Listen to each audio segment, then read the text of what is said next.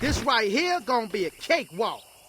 Word on the street is that Mortal Kombat players are dominating every other fighting game out there. Mostly. This conversation was sparked with one tweet by a troll account on Twitter, FGC Centel, who highlights the rise of MK players across the FGC. Now, we all know that Mortal Kombat 1 support has ended. The game did not die, but the support has ended. Mortal Kombat 1, even years after the support ended, still topped the PS5 charts and is one of the best-selling fighting games of the past 5 years, with over 8 million copies sold. I believe Street Fighter 6 is at 7 million. They did way more seasons than Mortal Kombat. Ed Boon ended the support early to begin work on the next game, which could either be an MK2 and Injustice 3, and if the rumors are true, it's probably going to be an Injustice 3 because that also will line up with whatever James Gunn is doing with his films. I'm sure they'll want a lot of characters from those movies in his games, so maybe that will all sync up properly.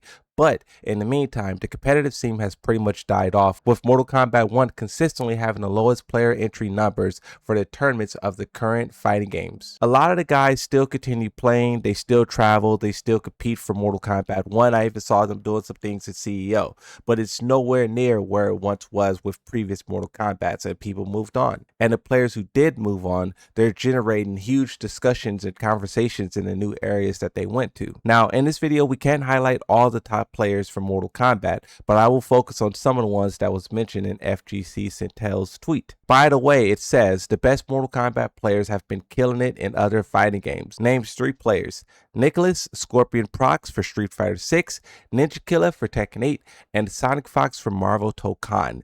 Is this the best competitive scene in a fighting game right now? Before we move on, let me tell you about today's sponsor, 1v1me. It's a major supporter of NA Tekken with a massive roster of players, such as Ninja Killer, Joe Crush, Trizzy the Rapper, Shinblade, Landa D, and many, many more. If you're watching this video, chances are you watch Tekken Tournament. So here's an opportunity to make money daily using the 1v1me app. You can also stake on live in-game events like next round winner, next touchdown, or quarter winner. Now look at that. That's another combo right here. This could be the match. That's so good.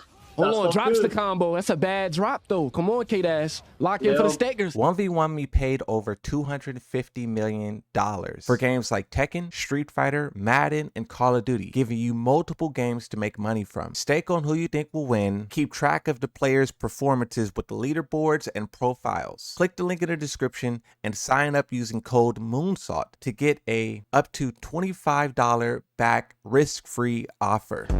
Now, obviously, this question got a lot of people upset. But before we look at some of the responses, let's analyze the names. Now, I'm not too familiar with Nicholas, so I'll let you guys in the comment section speak of how great this player is and everything that they have accomplished. But someone that I am very familiar with is Ninja Killer. This person is absolutely on a tear. It seems like NA Tekken was looking for a new king ever since Anakin and Little Majin days back in Tekken 7. Ninja Killer played Tekken a lot back in Tekken Tag Tournament 2. There was one clip that went viral of him defeating Ares. Oh, fuck!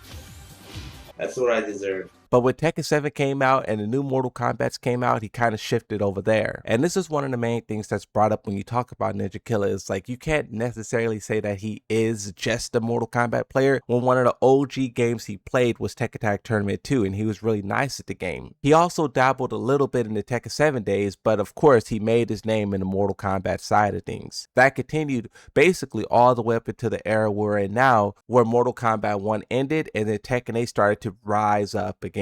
Season 2, he started to dabble just a little bit and get back into the grind, but then season 3 was over. As he said multiple different times on people's streams and even his own stream, he just likes the game and he finds it fun, and that's why he plays so much. It also doesn't hurt that he's really good at the game. His character, Law, is really strong. His play style is very unique and it's hard to get a read on. You can see that there are some people who could challenge him, like Joe Crush defeated him as CEO. That was a very big moment that a lot of people were doubting Joe Crush could do. So you can see that the skill gap within NA itself isn't too far apart where other NA players can't challenge him, but nonetheless, Ninja Killer has been doing very well, placing very high in multiple different tournaments and also just traveling around, bringing the scene together, interacting with multiple different people. He's doing great work. Tekken 8 has a lot of energy right now because of what Ninja Killer is doing, and a lot of people love him for that. Okay, clock it, sis. Yeah, you ate that shit. Oh, okay, no. I didn't eat shit. I didn't eat, no. I eat ass, so. What else are we gonna do? Plus right move? Wait, come back. What else? Looking a little bit at the competitive history of Ninja Killer. For Mortal Kombat 1, you can see that there's 3 first place, a lot of thirds, and 2 second place. When you look at Mortal Kombat 11, a lot of first place.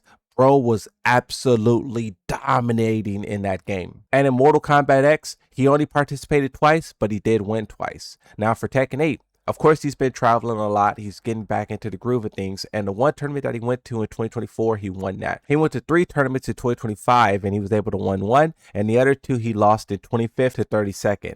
In 2026, he's still placing in that 25th to 32nd range, but he is walking away with a couple of top 8 placements, most notably at EVO Japan. But then, of course, he has the first place victory of the 1v1 Me Season 6. And I'm telling you, if we were to like sort of like a 10v10, I'm telling you right now, NA will win. I don't care what anybody says. If we were to actually sort of like a 10v10, bro, who's stopping us? But all in all, Ninja Killer is doing absolutely fantastic. The players need someone to rally behind and celebrate and watch and root for. And it comes at a time when Tekken 8 really needs it. So for that reason alone, I will agree with FGC Sintel that for Ninja Killer's case with Tekken 8, he is absolutely killing it. Now, as for the next person on this list, you have Sonic Fox. Sonic Fox, without a doubt, is one of the best fighting game players of all time. This guy has more victories in more tournaments than anyone can count. He jumps from game to game to game and he dominates.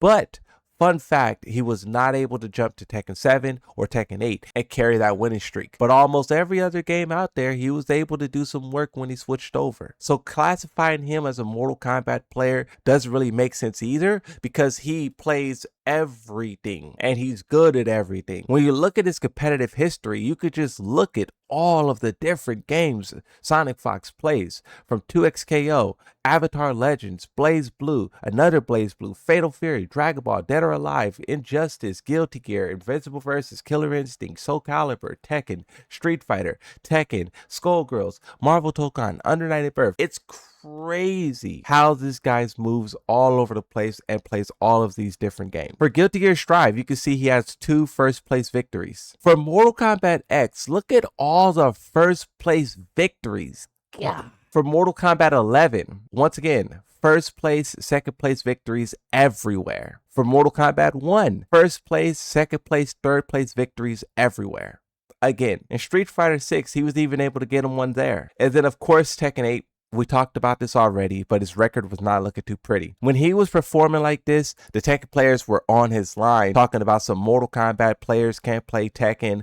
This is what happens when you come to a real game. At that same point in time, Sonic Fox was talking about the game. I can't remember exactly what he was saying, but I know the Tekken players had a lot to say in return. So this is one game that he was not able to really conquer. As you can see, Tekken 7, the best he was able to do there is 4th place at top 8 at a Twitch Rivals event. But that's one game that he was not able to conquer. As for Marvel Dokkan, the first tournament he won, CEO 2026 walked away with a first place victory. Going back to this tweet, obviously, it's engagement farming and it's a little bit of rage bait with the whole Mortal Kombat, because we know how players feel about that in the FGC. But regardless of that, I think that these players are offering something. Whether it be hype and excitement for the game overall, whether it be high octane tournament moments, whether it be something as simple as just driving the conversation of fighting games forward. I think all of these guys are really offering something well. And let's not forget that there's other Mortal Kombat players out there who's playing other games. For example, you have Tekken Master,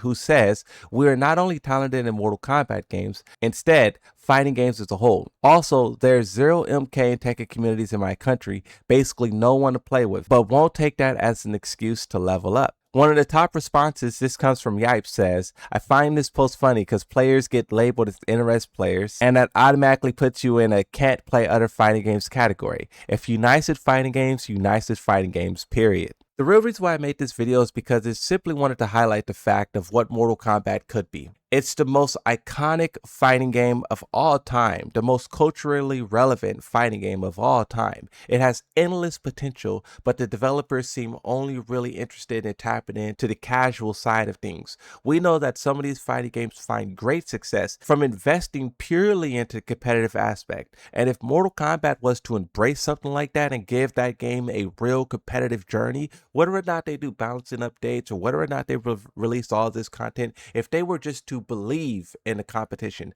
believe in the players like some of these other fighting games could do, this game could easily be one of the top esports on the planet. They may have to create a tournament setting where the blood and gore and all that stuff is turned down. Maybe that's the reason why they never really tried, is because they know that's the major hurdle that they would need to overcome, more so than the players and the competition and the spectacle. For Mortal Kombat, it's always been the brutality of it all that limits the game, but also is what makes it special. I just hope that Ed Boon and NRS developers see the passion that the players have and one day decide to support this game competitively. And then maybe we'll see all the other fighting games flock to Mortal Kombat to play that game, to support that game.